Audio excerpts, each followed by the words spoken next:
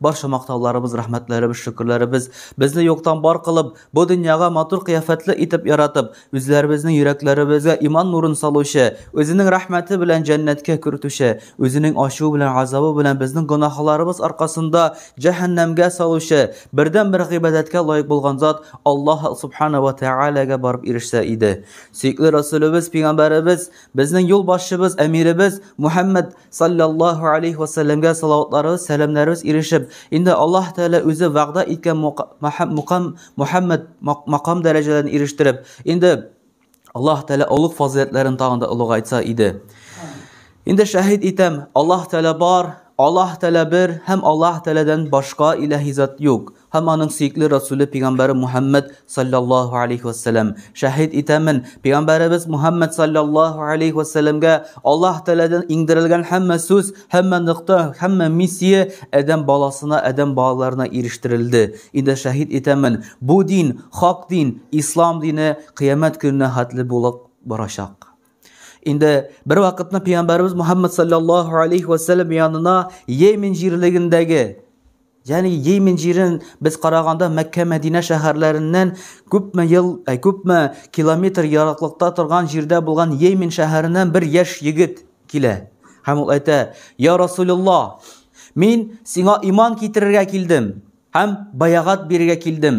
Hatta o'zimning shunda yiroqlikni o'tibda, hatta uyimda aniyim jilab qolsa da" deyip aytdi. Sonradan so'ng payg'ambarimiz Muhammad sallallohu alayhi va sallam onun bay'atini qabul etdi. Ham endi hozir qayt. Nechik ota-onangni jilarga solishtirding, jilarga qoldirding. Endi hozir qaytda shulay yo'q shotlandir dedi. Теперь возвращайся домой. Как заставил ты их плакать, теперь заставь смеяться dedi, радоваться dedi. Yani bu İslam dininin taralgan çağına, Muhammed sallallahu aleyhi ve sellem İslam dininin eli tarata başladığına, ilan ite başladığına, hicret kılındığına, Müslümanlarga, güç toplarga kirek. Müşrikler, kafirler hazır napadat iteler, atakavat iteler. Bütün Müslümanların toplarga kirek.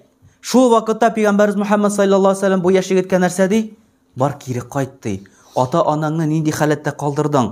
Ata-anang jili. Hazır indi borib qaytarib kirdan shotlandir onu dey. Hatta shunday kulminatsionni shunday vaqtda da Peygamberimiz Muhammad sallallahu aleyhi ve sellemning ata-onaning qadrin bil kiri qaytdi. Ikkinchi bir hadisda Peygamberimiz Muhammad sallallahu aleyhi ve sellem minbarga minganda, когда он поднимался на минбар, каждую ступеньку наступал, он говорил: "Амин, амин, амин". Сахабалар спросили: "Я Расулуллах, почему ты так сказал?" Он говорит: "Каждую ступеньку, когда поднимался, приходил Джибраиль. Первый раз, когда я сказал амин, Джибраиль алейхиссалям сказал: да будет горе тому, который встретил Рамадан и не застал, чтобы он попал в джаннат, чтобы не застал того, чтобы Аллах Та'ala его простил". Амин aytdim dey. Yani Cebrail aleyhisselam Ramazan ayın körü karşı alıp da Allah'tan rahmetine, Allah'tan mağfiretine erişmeyen kişiye gore bulsun dey.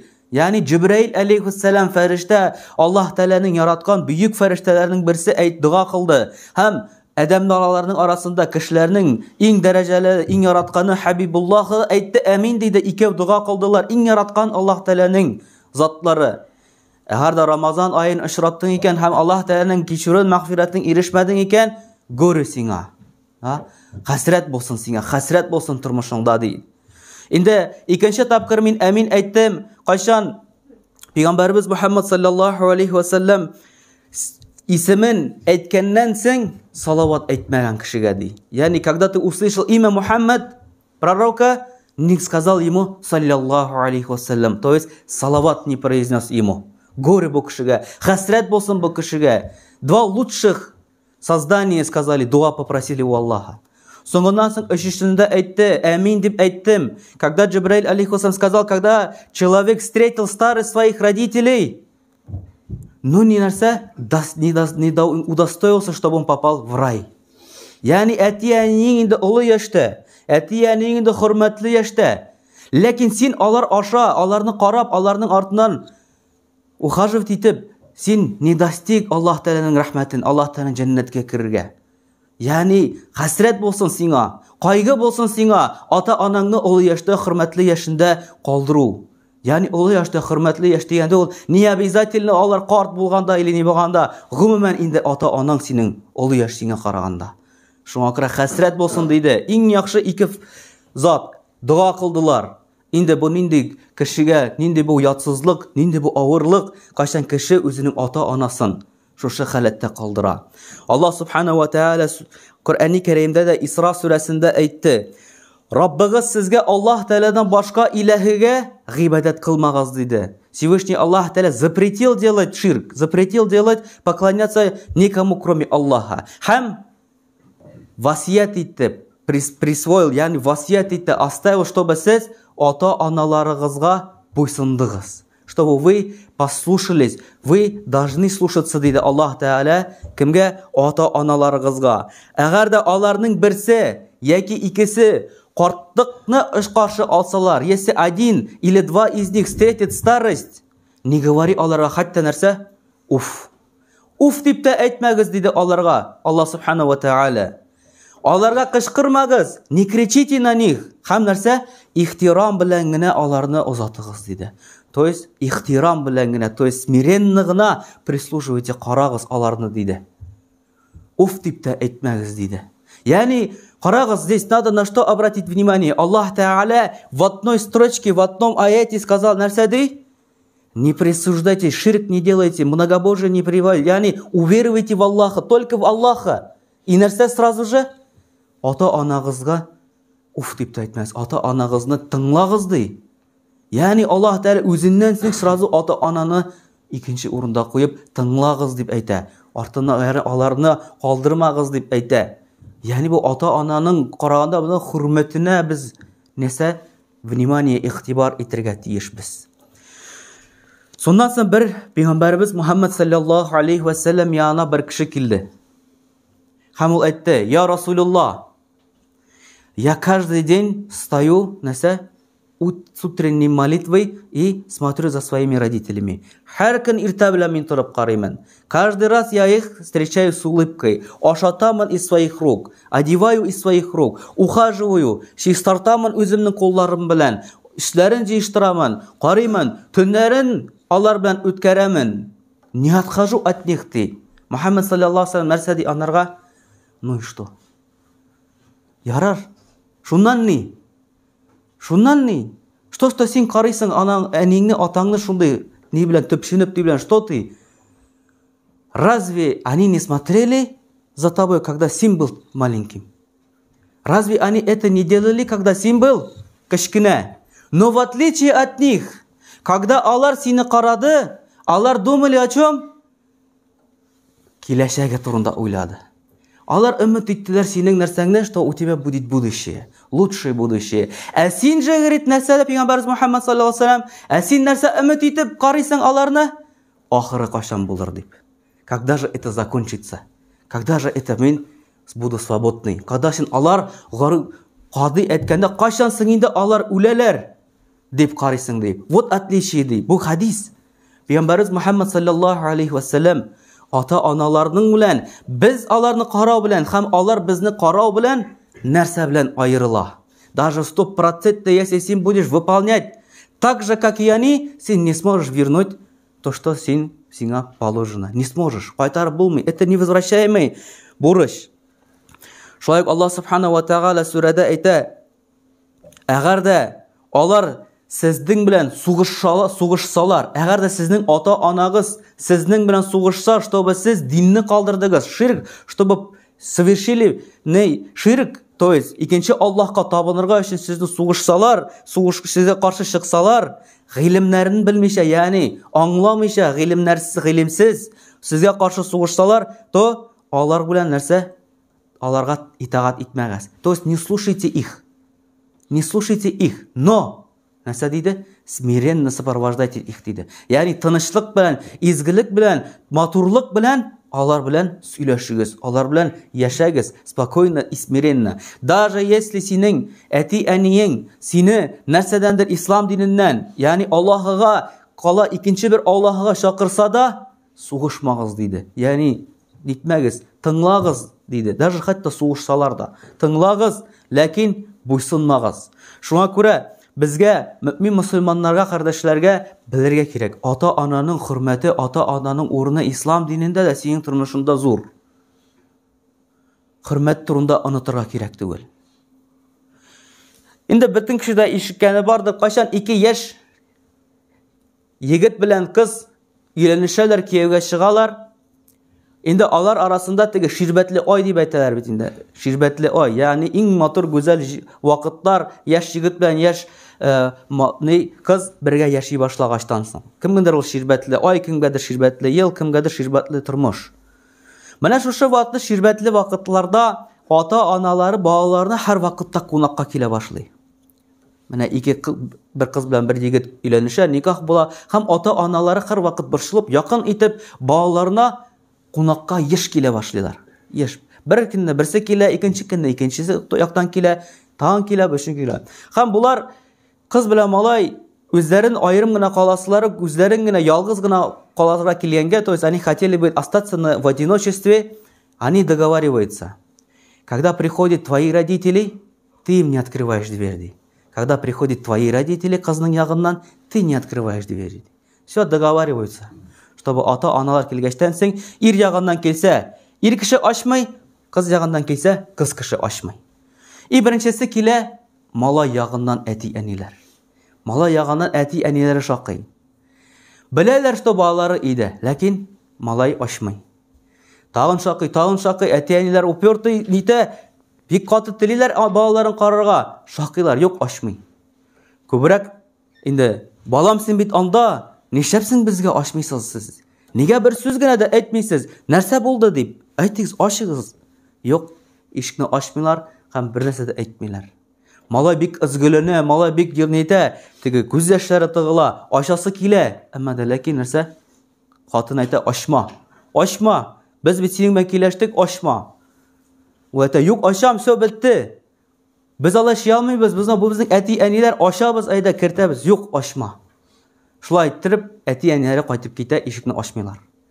Соңыннан соң, күпмедер көннән соң килә кыз ягыннан ата-аналар.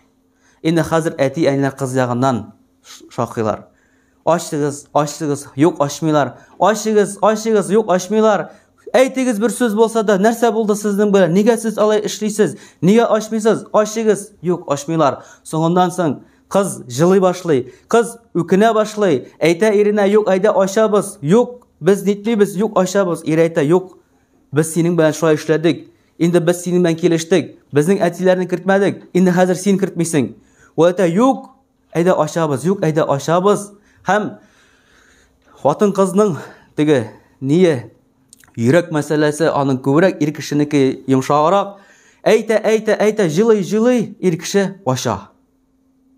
Ир кеше аша һәм әти-әниләрен кертә һәм сөйләшеп китә. Соңыннан соң аңлашалар. Соңыннан соң ирнең дә әти-әниләрен чакыралар. Бу бөтен проблеманы балалар аңлый, что алар дөрес эшләмәде, что бу бик авыр мәсьәлә.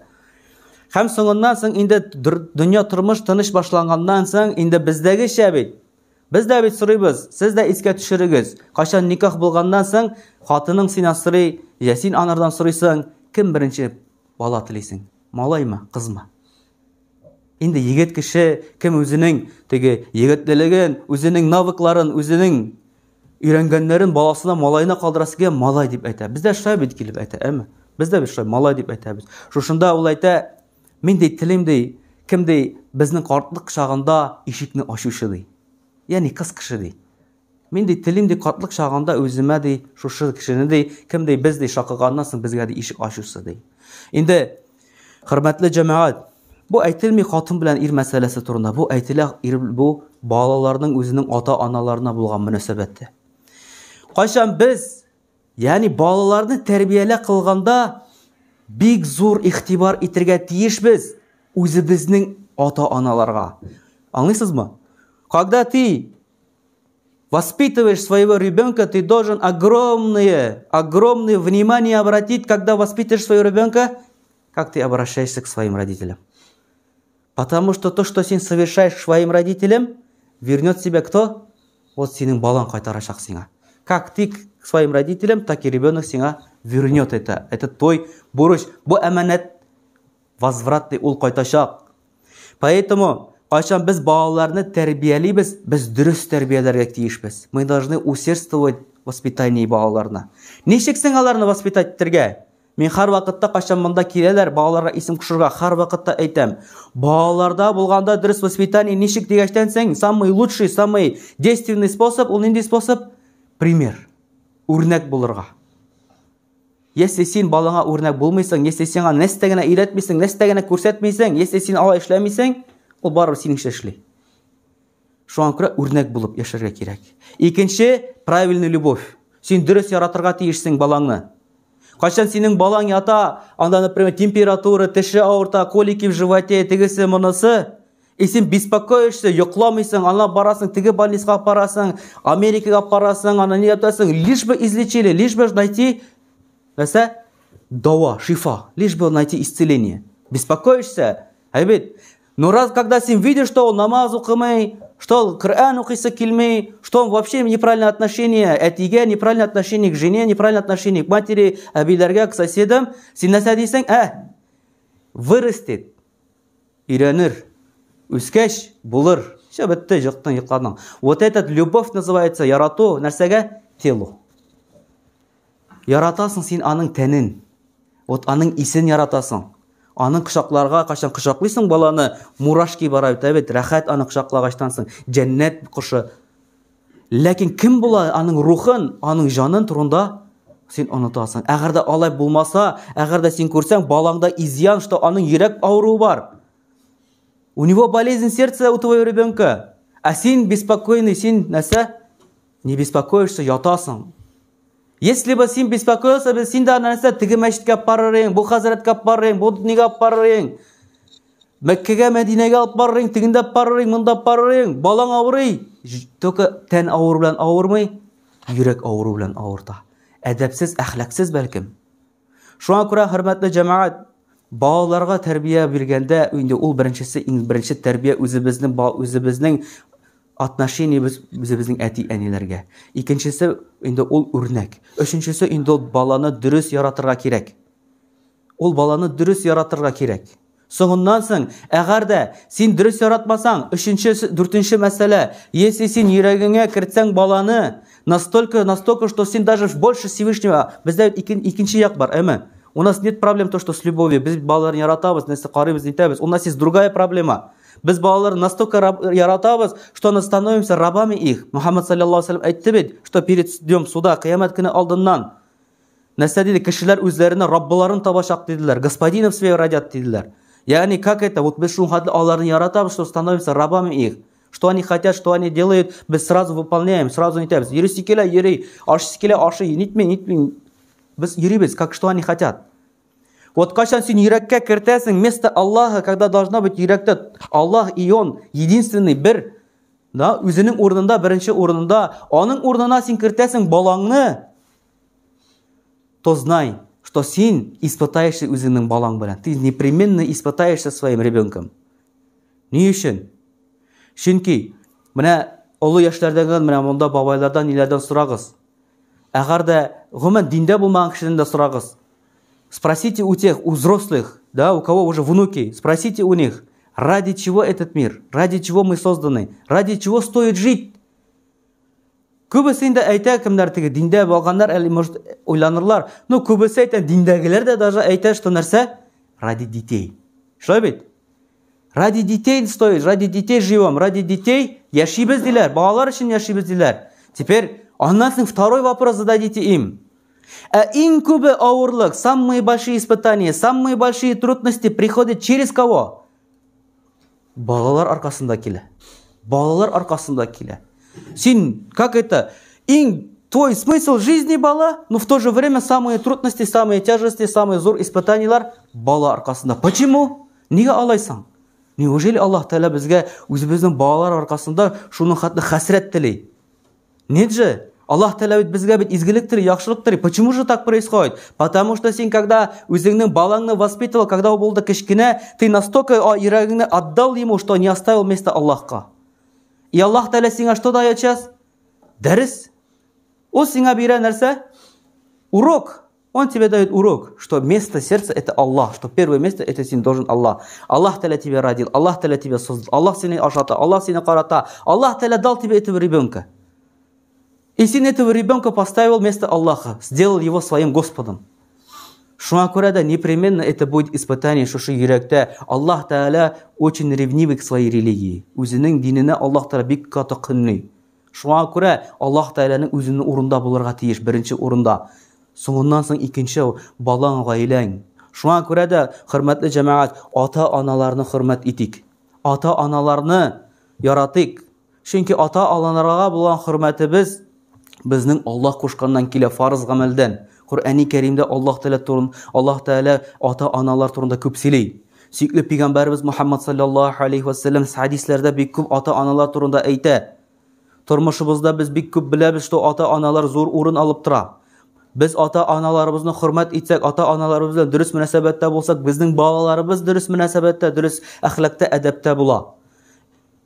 Indi qaşan mına iki bala көрінә, qaysı balanda senin terbiyengine, ama devani terbiyesi yok. Qaysı balada devani terbiyesi var, senin terbiye, ol iki türlü bala. Onlar совсем разныйлар. Менә безгә дә монда гына киләләр мәдрәсәгә. Алар вообще икенче төрле балалар. Әдәп, әхлак, тәрбия, алар да вообще тиген ничек әйтим, бүтән вообще, алар бүтән халык. Кемдә синең әти-әниеңнең тәрбиясе булды. Шуңа күрә хөрмәтле җәмәгать, башта үземне чакырамын, соңыннан сезне инде дөрес тәрбия мәсьәләсендә балаларыбызга онытмаска кирәк, үзебезнең дөрес отношенияларыбыз, үзебезнең дөрес тәрбиябез үзебезнең әти-әниләребезгә. Безнең әти-әниләребезгә бүгенге көндә кылган гамәлләребезне кайтарачак безнең балаларыбыз.